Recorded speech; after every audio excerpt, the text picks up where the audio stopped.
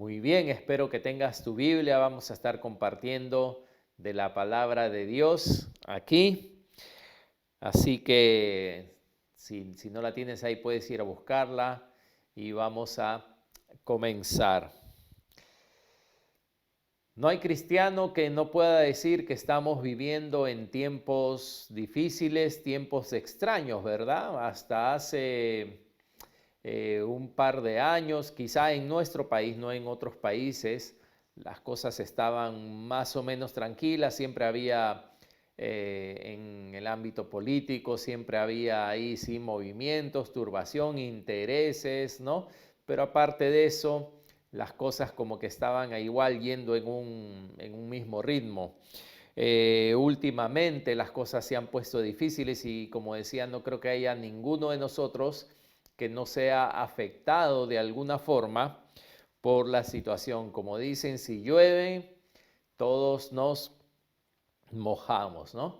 ¿Y cómo te sientes respecto a lo que está pasando en el país últimamente, ¿no? Las marchas, los abusos, las muertes, los robos, las violaciones, la violencia contra, no solo de género, como quien dice, ¿no? Contra mujer, contra hombre, contra niño, las mentiras. ¿De alguna forma ves que estas cosas te afectan también? ¿No sientes en tu corazón que a veces estas cosas traen un peso o te afectan?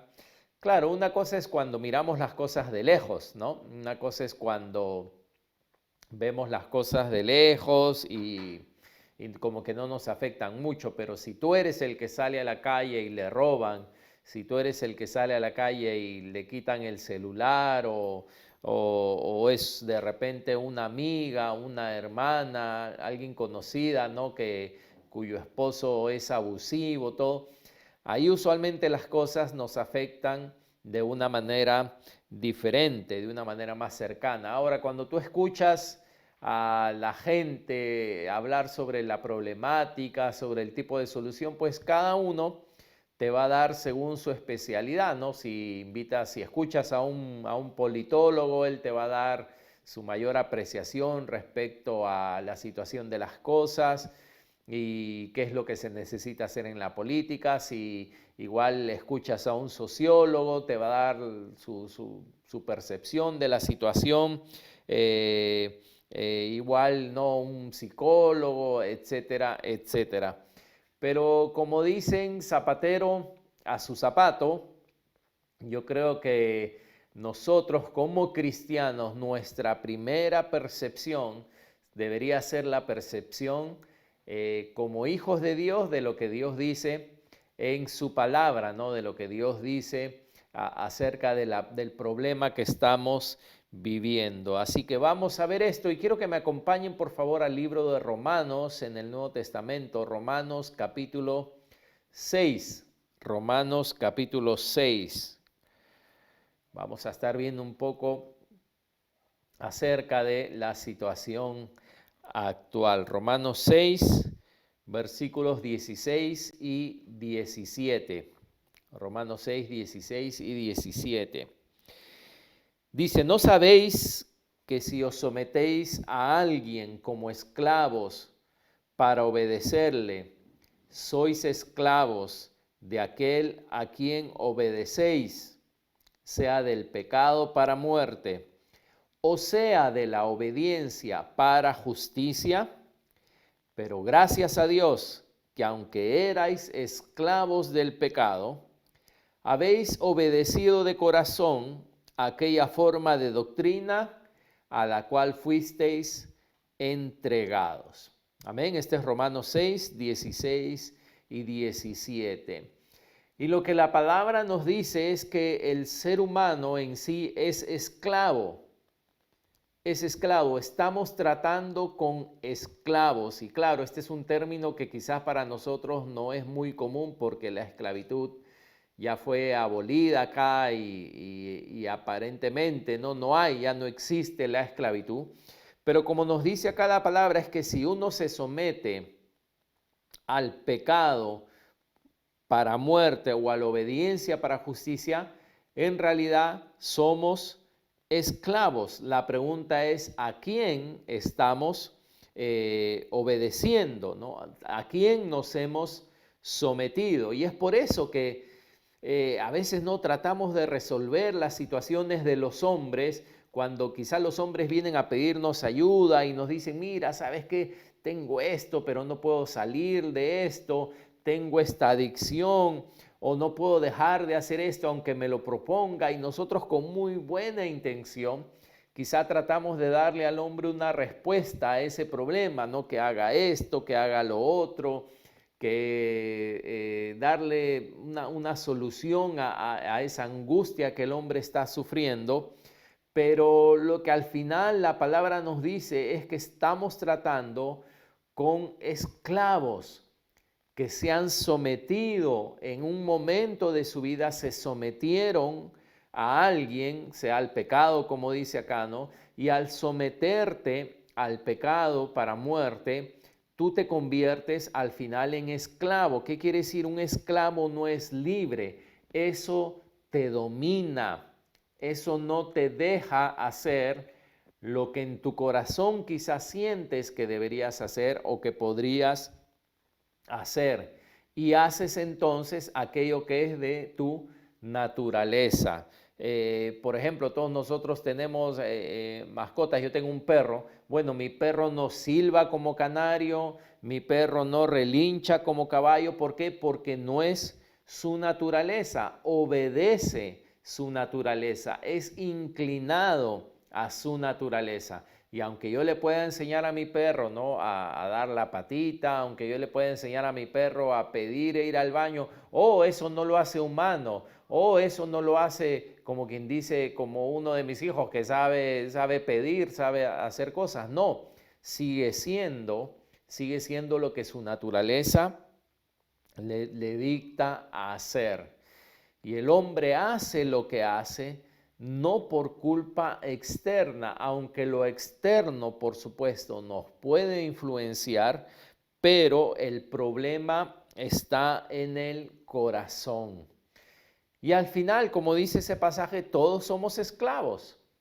¿Qué quiero decir? Que todos servimos a alguien. Por un lado dice, tú sirves al pecado para muerte, o por otro lado, como dice acá, tú sirves a la obediencia para justicia, ¿no? Y aunque éramos, dice, esclavos del pecado, ahora hemos obedecido a Dios. Pero en realidad todos somos siervos. La única diferencia es que el cristiano sí puede elegir a quién sirve.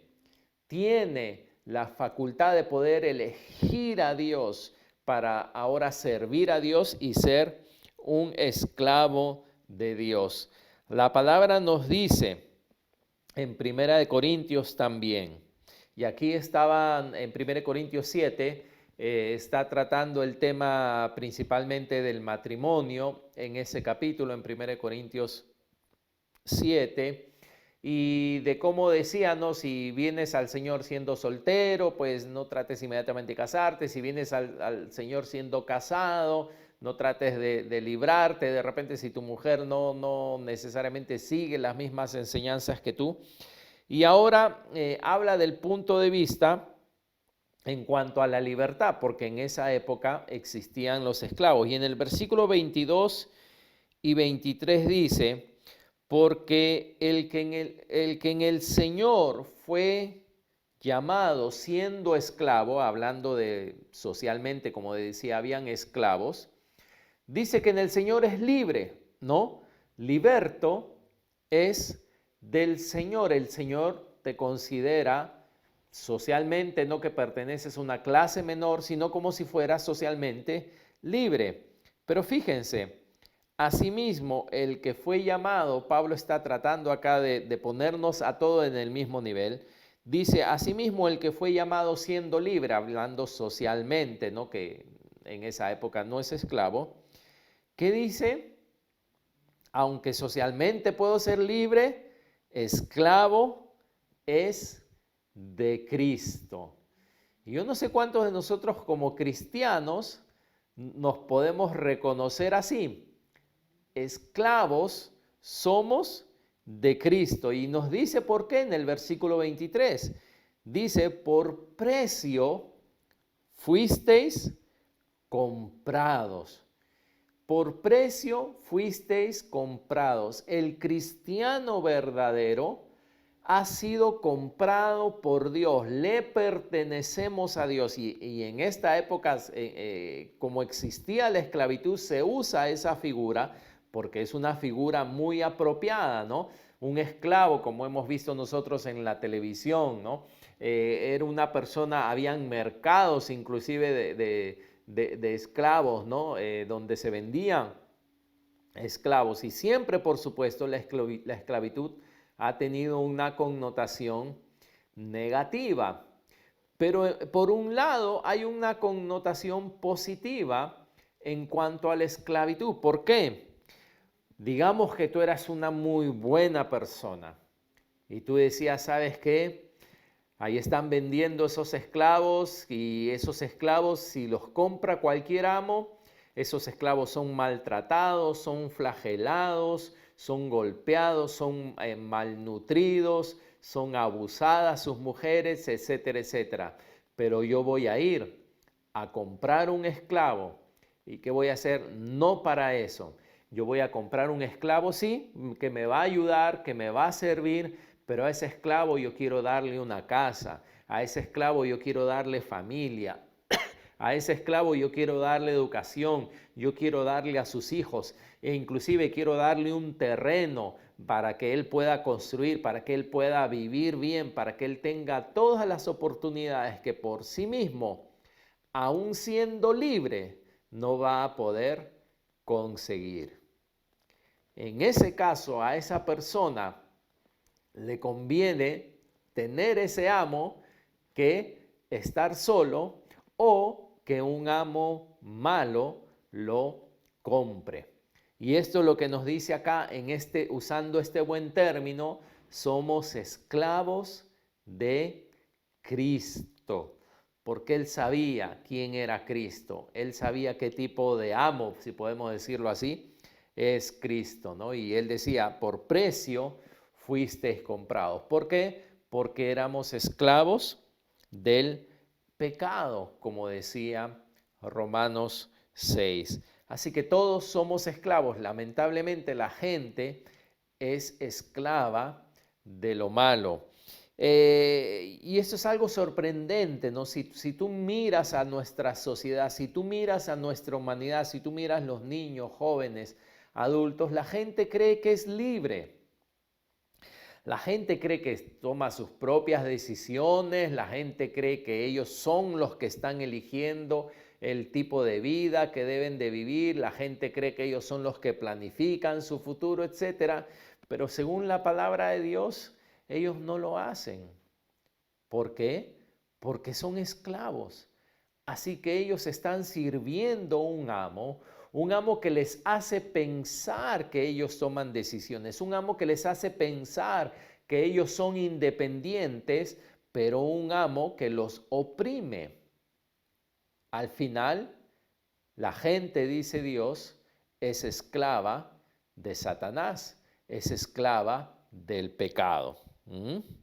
Y por otro lado, nosotros somos esclavos de Cristo. ¿Qué quiere decir?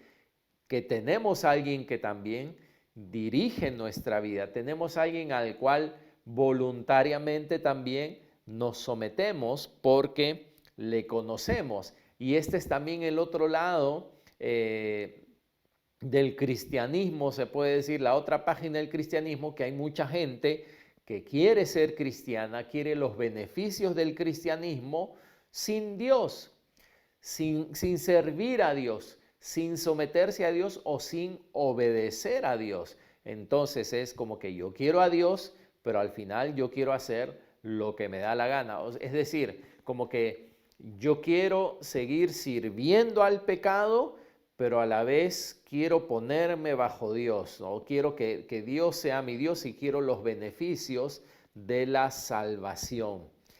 No funciona, no existe, no hay eso.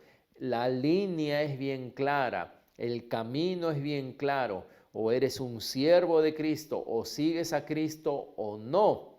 Pero vivimos en este tiempo donde realmente se está tratando de mezclar las dos cosas. Entonces la gente elige a Dios, por supuesto, quieren irse al cielo, quieren que Dios los bendiga, quieren que Dios los sane, pero quieren seguir obedeciendo al pecado, quieren seguir estando sometidos al pecado. Y ninguno, Jesús dijo, ninguno puede servir a dos señores, porque ama a uno y aborrece al otro, o ama al otro y aborrece al uno. No podemos servir a dos señores.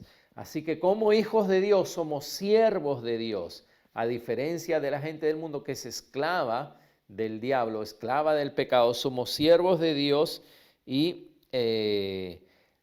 somos libres, pero a la vez somos siervos, ¿no? Y esto yo creo que todos lo entendemos, como en el caso de ahora, del siglo XXI, donde, por ejemplo, en nuestro país, la esclavitud ya no existe, la esclavitud fue abolida. Todos nosotros los que nacemos aquí en el Perú somos libres, ¿verdad? Y nuestro himno lo dice y lo cantamos, somos libres, seámoslo siempre. Pero, a pesar de que somos libres, esa libertad no implica que hacemos lo que queremos. Nadie ahora, por ejemplo, puede quedarse en la calle después de las 11. Así quiera, van a haber consecuencias negativas. Hay leyes a las cuales todos los días, si tú quieres vivir en este país, tienes que someterte. Hay autoridades sobre nosotros, nos pueden parar en la calle, nos pueden preguntar. No somos, entre comillas, libres, ¿no? Libres. Somos libres y no libres a la vez. Somos libres y siervos a la vez. Pero los cristianos son los únicos que podemos elegir servir a Dios. Y este es el estado, entonces, como decía, de la gente no esclava. Y Efesios 2, si pueden ir yendo a Efesios capítulo 2, nos describe exactamente el estado de nuestra sociedad, lo que estamos viendo, lo que la gente está viviendo. Primero, versículos del 1 al 3 de Efesios 2 dice, él está hablando, ¿no?, que Él nos dio vida y luego empieza a hablar de cómo éramos antes. Él os dio vida a vosotros, ¿cuándo? Cuando estabais muertos en vuestros delitos y pecados, en los cuales anduvisteis en otro tiempo. ¿Qué hacíamos en otro tiempo? Dice, siguiendo la corriente de este mundo. Este mundo tiene una corriente como un río así fuerte, donde toda la gente sigue esa corriente. Así éramos nosotros, dice, siguiendo la corriente de este mundo. ¿Conforme a quién? ¿Conforme a un presidente, a un político? No. Dice, conforme al príncipe de la potestad del aire. El Espíritu, dice, que ahora opera en los hijos de desobediencia. ¿Por qué la gente hace lo que hace? Porque hay un espíritu obrando en ellos. Y este espíritu, dice, opera en los hijos ¿de qué? No de obediencia, no de justicia, no de paz. Eso que la gente dice que está buscando justicia, que está buscando paz, no saben, ni siquiera saben lo que es justicia, ni siquiera saben lo que es paz. Y dice que un espíritu de desobediencia los guía. Ay, yo quiero paz, yo quiero justicia. ¿Y cuántos de ellos son obedientes? Sin obediencia no hay justicia. Sin obediencia no hay paz, ¿verdad? La palabra dice que nos sometamos a las autoridades mientras las autoridades buscan lo mejor para nosotros. Entonces, si yo estoy haciendo mi marcha y la autoridad me dice, de acá no puedo pasar, y yo quiero justicia, ¿qué hago? Se supone que obedezco, ¿no? Pero ¿cómo en desobediencia voy a conseguir justicia, paz, una sociedad buena? No hay forma.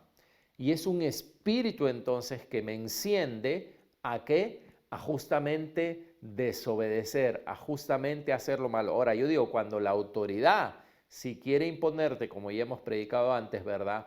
Algo, tú tienes derecho a obedecer a Dios antes que a los hombres. Eso dice la palabra. Dice el versículo 13, entre ellos vivíamos también todos nosotros en otro tiempo, andando, dice, en los deseos de nuestra carne, haciendo la voluntad de la carne y los pensamientos, y éramos por naturaleza hijos de ¿qué?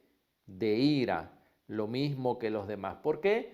Porque sin Cristo andamos, lo único que queremos hacer es la voluntad de nuestra carne, ¿no? Andamos en los deseos de nuestra carne, la voluntad de nuestra carne y los pensamientos, y nos convertimos en hijos que merecen ser castigados, hijos de ira, dice, lo mismo que los demás. Y aquí está la raíz del problema del hombre, aquí está la raíz del problema de nuestro mundo, es el pecado, es la rebeldía, es la desobediencia.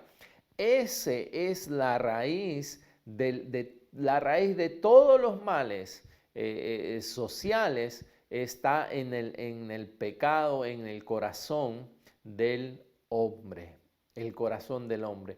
Por eso a veces a los cristianos Dios les va a pedir que hagan cosas que no tienen sentido, pero no porque Dios es un Dios que no tiene sentido, no, sino porque Dios lo que necesita formar en nosotros es obediencia.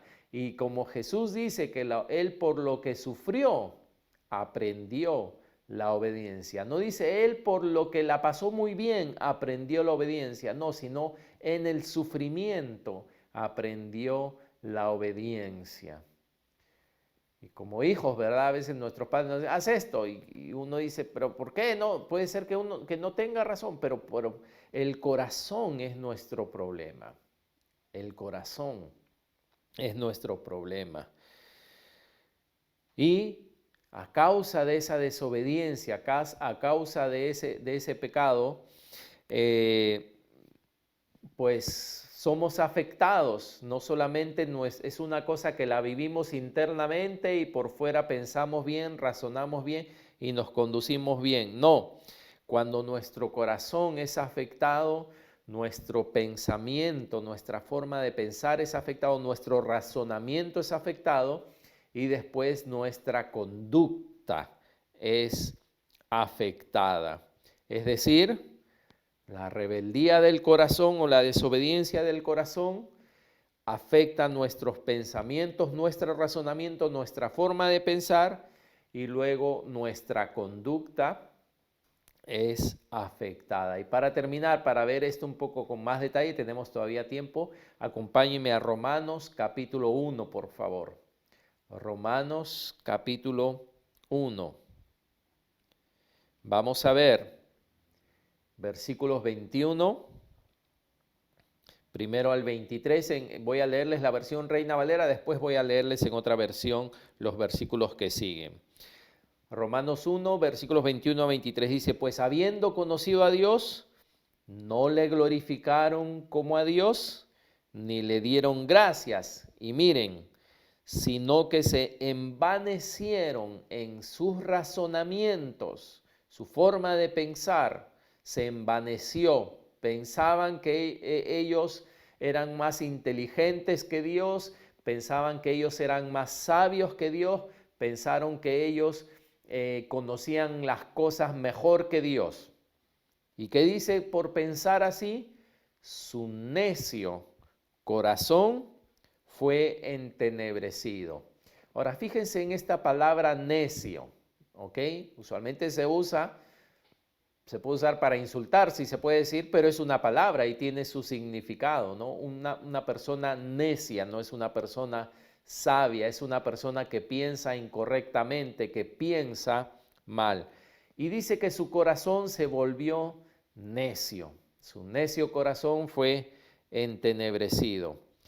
Profesando ser sabios, se hicieron necios. ¿Tú has visto cuando la gente habla de sus ideas, cuán inteligente ellos creen que son, por las ideas que tienen, por los pensamientos que tienen.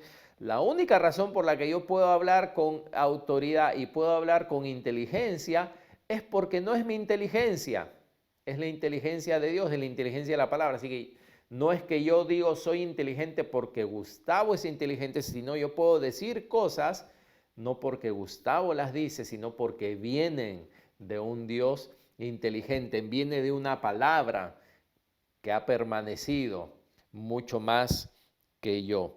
Y dice, profesando ser sabios, se hicieron necios. Por ejemplo, una persona necia sería alguien que te diga, mira, ¿sabes qué? Yo tengo sed, te dice. O yo veo que la gente tiene sed y la solución para la sed de la gente es que coman sal. Así que he distribuido sal y les he mandado a todos que coman sal. Eso sería una persona necia. Alguien que tú dices, que tú escuchas y tú dices, ¿qué está pensando esa persona? Esa persona está loca. En vez de solucionar el problema, más bien lo está agravando. ¿Ok? Esas son las personas que no tienen a Dios, que han dejado a Dios por un lado y que lamentablemente nos están gobernando por todas partes. Y tú sabes que la gente puede tener posgrado, la gente puede tener PhD, la gente puede llamarse doctor, ilustre, puede tener un grado en una universidad, un grado en otra universidad. Y eso, la educación no quita la necedad. Más bien la educación puede hacer que la necedad se vuelva más sofisticada. Si tú educas a un necio, se vuelve un necio educado, se vuelve un necio sofisticado. ¿Por qué? Porque si tú te das cuenta, la necedad no empieza en la mente, la necedad empieza en el corazón. La necedad empieza en el corazón. Y por eso en el Antiguo Testamento, en los tiempos bíblicos, se pedía el rey justo, le pedía consejo ¿a quién? A sus generales todo, pero le pedía consejo al profeta de Dios. ¿Por qué? Tú dirás, el profeta de Dios no es general, el profeta de Dios no es que sabe de agricultura, el profeta de Dios que sabe de economía, pero el profeta de Dios que hablaba de parte de Dios era más necesario que todos los demás. ¿Por qué? Porque él sabía lo que se debía de hacer, sin ser abogado, sin ser economista, sin ser, y no quiero decir que estas cosas no son necesarias, pero vamos a decir, si una persona sabia, tú la pones en el puesto más bajo que tú puedas poner, esa persona sabia va a sobresalir, va a ser de bendición en todo esto. Si tú pones a un necio, como dice la Biblia, ay, cuando, creo que dice los necios gobiernan, o cuando el malo dice inclusive, ¿no? Gobierna. Si al necio, ¿no? Si al necio le das poder, simplemente se vuelve un necio poderoso. Así que no importa si detrás yo pongo ahí mis 15 diplomas de todas las unidades, pero si en mi corazón hay necedad, solo me convertí en un necio sofisticado. Y eso es lo que dice la palabra, que profesando ser sabios, o sea, pensando, profesando, no diciendo su sabiduría, más bien se hicieron necios y cambiaron la gloria del Dios incorruptible en semejanza de hombre corruptible, de aves, de cuadrúpedos y de reptiles. Muy poco vas a escuchar, ¿verdad? Alguna persona diciendo, ¿sabes qué? Dios es la solución, o oremos, o ayunemos, o busquemos a Dios, porque solamente de Dios puede venir la solución. No, la solución la tiene, ellos piensan, ¿no? Que la tiene el hombre. Y como algunos de ustedes ya conocen los versículos que siguen en la versión que siempre leemos, voy a leer ahora otra versión, que es la palabra de Dios para todos, para leer a partir del versículo 26 en adelante. Así que si quieres, escucha solamente. ¿Qué pasa entonces cuando sucede esto con una sociedad? ¿Qué pasa en nuestro mundo Cuando el hombre pone a Dios a un lado y se cree más inteligente y cree que él puede solucionar las cosas por sí mismo. Dios, y esto es lo tremendo, que Dios los deja. Dios los deja a que sigan la corriente de este mundo. Dice, versículo 26, por eso Dios los dejó seguir sus pasiones vergonzosas. Sus mujeres dejaron de tener relaciones sexuales con los hombres, que es lo natural, y empezaron a tener relaciones sexuales con otras mujeres. De la misma forma, los hombres dejaron de tener relaciones sexuales con las mujeres, que es lo natural, y empezaron a desearse entre ellos. Los hombres hicieron cosas vergonzosas con otros hombres y recibieron en sí mismos el pago merecido por su desviación. Ya que la gente creyó que no era importante conocer a Dios, Él los dejó que siguieran pervirtiendo su mente y terminaron haciendo lo que no deben. Esta gente, dice, se mantiene haciendo toda clase de injusticia, corrupción. ¿Y de dónde viene la corrupción? La corrupción viene del gobierno, la corrupción viene del dinero, la corrupción viene del esto. No, la corrupción viene de un corazón necio y de una mente depravada que ha dejado a Dios. Y por eso dice, haciendo toda clase de injusticia, corrupción, codicia y maldad. Viven llenos de envidia, asesinatos, peleas y fraudes. Siempre están pensando mal de los demás. Son unos chismosos. Hablan mal de los demás. Odian a Dios. Son insolentes, orgullosos, vanidosos. No obedecen a sus padres e inventan maldades. Son insensatos, no cumplen sus promesas como el matrimonio, ¿verdad? Son insensibles y no tienen piedad de nadie. Aunque saben que la ley de Dios dice que quienes hacen esto merecen morir, no les importa y siguen haciéndolo. Además afirman que están en lo correcto los que hacen todo esto. Y fíjate que esta es una foto de nuestra sociedad como está hoy, del hombre como está hoy, del Perú como está hoy. Y Pablo habla en tiempo pasado, o sea, ya había ocurrido en su época, ya la gente era así en su época. Hace 2000 años el apóstol Pablo estaba viendo el noticiero de aquí, de la mañana y de la noche, que muestra simplemente el tipo de sociedad en la que vivimos. Entonces, ¿qué quiere decir esto? Que si se dan cuenta, el hombre sigue siendo el mismo, no ha cambiado. Hoy día roban millones por aquí, millones por acá. En la época del virreinato era oro, era la plata, era llevarse los galeones, España. O sea, si tú ves la historia del hombre se repite. Simplemente ahora estamos en otro ciclo, ¿no? En otro ciclo. Pero como dice Eclesiastés, generación va, generación viene y al final no hay nada nuevo bajo el sol. Y lamentablemente, ¿saben qué? Algunos dicen, esta generación es diferente, esta generación es especial.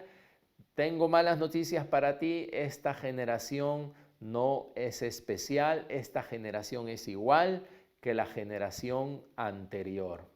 Y todas las generaciones, para decirlo de esta forma, son especiales. Todas las generaciones tienen la oportunidad de hacer un cambio. Todas las generaciones han tenido la oportunidad de hacer un cambio, pero no se va a llevar un cambio favorable. Ese es el problema. Es el problema, que la gente quiere un cambio, pero no saben qué. Quiero un cambio. ¿Cuál es el cambio? Justicia. para hacer justicia necesitas un nuevo corazón. ¿Mm? La gente no sabe qué es lo que quiere. Escuchaba yo a jóvenes hablando respecto a, ¿no? En todo este tiempo, ¿no? De que sí, necesitamos un cambio, necesitamos que las cosas, que no haya corrupción. Muy bien, muy bien. Y el entrevistador de una radio le decía, muy bien. Ok, ¿y quién los representa a ustedes? O sea, es decir, como de alguna forma, ¿con quién podemos hablar para que nos pueda decir pautadamente qué son los cambios que se necesitan y cómo se van a lograr estos cambios? Y esa joven decía, no, este es un movimiento de todos. Ya, pero ¿quién? ¿Quién los representa? O sea, es un movimiento de todos, somos una masa, ¿no? En cierta forma, pero ¿quién de entre la masa puede hablar y decir qué cambios se requieren y cómo se van a lograr esos cambios? ¿Sabes qué dijo la chica al final? La chica dijo, bueno, alguien va a salir al final, alguien va a salir por sí solo de la masa, alguien va a salir por sí solo. Entonces, ¿a quién sigues? ¿A quién sigues? ¿De quién eres esclavo? ¿A quién sirves? Y es lamentable porque ellos buscan una respuesta. Son ciegos guiando a ciegos. Si tú lees, ¿verdad? Como lees Romanos, tú dirás, wow, Pablo debe estar molesto. Pablo seguro odia a la gente que dice que todos son, ¿no? Que están llenos de envidia. Seguro Pablo debe tener un odio. Él se debe creer muy especial si él nos está describiendo el tipo de sociedad que él está viendo. Tú sabes que Pablo perdió su vida por amor a esta gente. El describir el mundo que lo rodeaba y el describir a la gente con Cristo no era que él se creía superior y no era que él odiaba a esta gente. Más bien, Pablo fue llamado, dice, a ser el apóstol para este tipo de gente. Y por esta causa Pablo dejó su casa, su comodidad.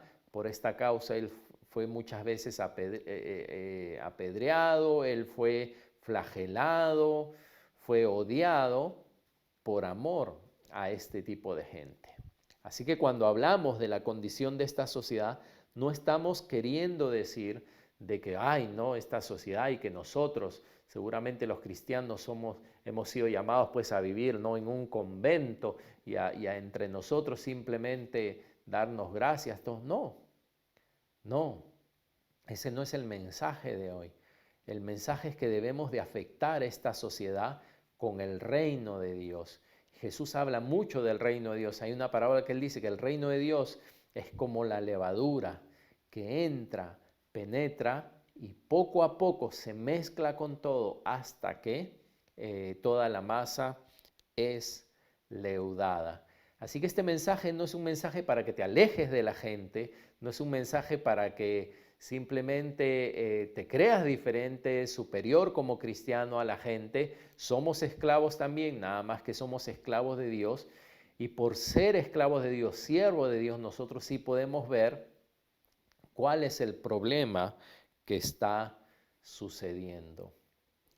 En esos días de esas marchas, sábado, se hizo una campaña médica en Jicamarca. Y pude ir a asistir, pude ver, pude contemplar la campaña que se hizo ahí en Jicamarca. Y esa semana o la misma semana siguiente estaba la gente en las calles, queremos un nuevo Perú, queremos un Perú cambiado, queremos un Perú mejor, fuera la corrupción, fuera esto, queremos lo otro. Miles de personas. ¿Sabes qué? Por lo menos es como dicen, mi humilde opinión. Estaban ahí Israel, estaba César Silva, estaba Zenaida, estaban algunos dirigentes de los comedores participando, no para recibir, sino yo llegué, por ejemplo, y la que en la puerta medía la temperatura y me echaba el alcohol, no era un ujier de la iglesia, era una dirigente, ¿no? De un comedor que me atendió. De ahí cuando bajaba a la cancha los de seguridad, de ahí estaba Yemit, ¿no? La hermana de Katy, y había 3 amigas de ella que no sé si son cristianas o no, pero son enfermeras también de la posta que fueron a hacer la campaña médica para ayudar ahí. Estaba David y estaba su asistenta, ¿no? Que ellos trabajan todo lo que era dentista. ¿Y sabes qué? Ese grupo de personas estaba haciendo más que cientos de personas que fueron a gritar simplemente en contra de algo que están en desacuerdo, pero que no tienen la respuesta de qué hacer. Ellos estaban ¿qué? Están atendiendo, supliendo la necesidad de la gente. Y sí, pregúntale a Israel, pregúntale a César, es trabajo. Estaba Ruth también, es trabajo, ¿no? Es trabajo. Pero ese grupito de personas ahí en Jicamarca, sin prensa, sin un dron volando arriba mirando lo que hacen, estaban haciendo más que cientos de personas gritando y tirando cosas que quieren un Perú mejor, dicen. Queremos un Perú mejor. Y yo me preguntaba, ¿y por qué estas personas de acá de Jicamarca no son las que están en las marchas? ¿Por qué han preferido venir acá? Porque son personas que tienen verdadera necesidad. Esa persona no tiene tiempo para ir a marchar. Esa persona no tiene tiempo para ir a romper ventanas, no tiene tiempo para ir a romper propiedad ajena. ¿Por qué? Porque ellos son los que tienen verdadera necesidad. Y a ellos son los que este grupito de personas, Israel y este pequeño grupo de personas, estaban realmente haciendo un cambio en sus vidas. No con palabrería, no con propaganda, sino con hechos de verdad. ¿Qué dijo Jesús? Jesús dijo que al ver tus buenas obras los hombres glorificarían a Dios. Y sabes que a mí me llamó mucha la atención que los que estuvieran ayudando no sean los sugieres de la iglesia, no sean los hermanos de la iglesia, sino ya la misma gente, estos dirigentes que se les ha ayudado, que se les ha llevado alimentos a sus comedores, ellos mismos mezclándose, como decía la parábola Jesús, ¿no? La levadura mezclándose con la harina hasta que ¿qué? Hasta que la levadura leuda toda la masa. Y así es como funciona el reino de Dios. Así es como funciona el reino de Dios. Sí, podemos protestar, es fácil. ¿Quiénes están haciendo un cambio en las vidas? ¿Quiénes realmente hacen un cambio en las vidas? Y ese es el Evangelio de Cristo. Y como te decía, lo que te he mencionado ahora no es para, ay, no, esta generación no saben nada, yo sí sé. No, no, no es para eso. No es para creernos mejor que los jóvenes ni creernos mejor que la gente, sino es para saber cuál es el verdadero problema, pero también saber que Dios nos ha dado una oportunidad de hacer algo diferente, de hacer algo de bendición. Así que tú y yo seguramente en nuestro lugar, en nuestras posibilidades, tenemos la oportunidad de hacer un cambio en este mundo. La gente cree que puede hacer un cambio, la gente cree que tiene la respuesta. Lamentablemente no, lamentablemente no. Y tú y yo somos siervos ahora de Dios, somos esclavos, sí, yo soy esclavo y tú eres esclavo, pero somos esclavos de un amo increíblemente bueno que nos ha hecho sus esclavos, si puedo decirlo de esta forma, con el mayor interés puesto en nuestras propias vidas, porque sabe que si no somos esclavos de Él, somos esclavos del diablo, y el diablo lo único que busca es robar, matar y destruir. Amén.